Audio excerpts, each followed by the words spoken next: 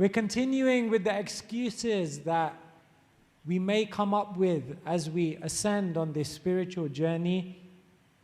Usha Chotai says, the Bhagavad Gita is too complicated.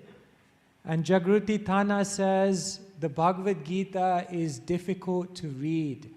Yes, this is one of the excuses that people often come up with. They say, I'm not intelligent enough to read the Bhagavad Gita. I don't know Sanskrit. I'm not a philosopher. I'm not someone who generally even reads books. I'm a very, very simple person.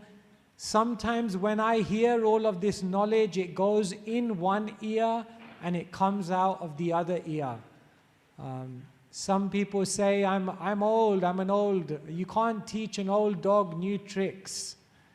So some people feel that the Bhagavad Gita, the spiritual journey, is not possible for them because they're not intelligent enough to understand the knowledge given by Krishna. In the 4th chapter, Krishna answers this reservation that we may well have. Krishna says to Arjuna, Sa evaya maya tedya yoga prokta puratana bhaktosi me sakha cheti rahasyam hyatadutamam. Krishna looks at Arjuna and he says, Rahasyam, this knowledge is very, very confidential. But Arjuna, this confidential knowledge you can understand. Why? Bhakto sime sakha cheti. Because Arjuna, you are a bhakta, you are devoted. Sakha cheti, and you are very, very friendly towards me. Dear friends, this is the only qualification to understand the Gita. One does not need to be a scholar.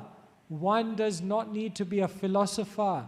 One does not have to be an academic. One does not have to have 5 degrees and letters after their name. One simply has to have a sincere and willing heart. One must be a bhakta, a devotee, and one must be a sakha, a friend towards Krishna. The Bhagavad Gita is knowledge which is understood on the level of the heart, not on the level of the intellect.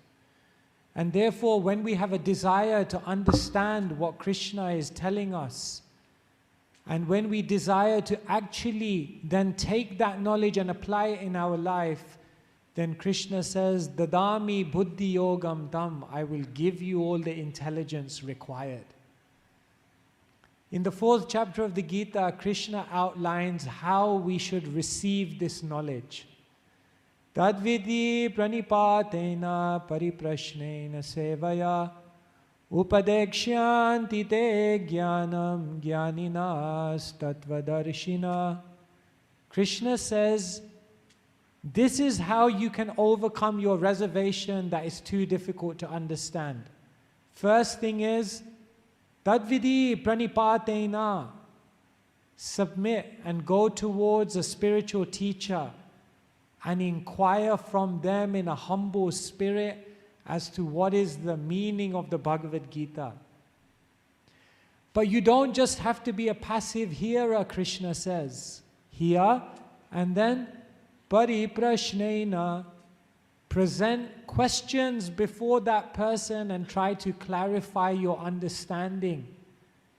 And then Krishna says, sevaya, do service. If you're humble and you listen, if you ask questions and deeply think about what you're hearing, and if at the same time you render service to Krishna and show that, yes, Krishna, I am devoted to you, I am a friend to you, then all the tattva, all the truth of spiritual knowledge will be revealed within your heart.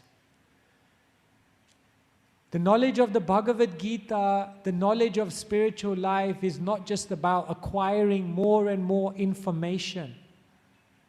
Sometimes people think knowledge in the spiritual sphere is linear, so you learn more and more and more. More verses, more stories, more information. However, learning in a spiritual sphere is not about a linear learning where you're learning more and more, but it's about a spiral learning.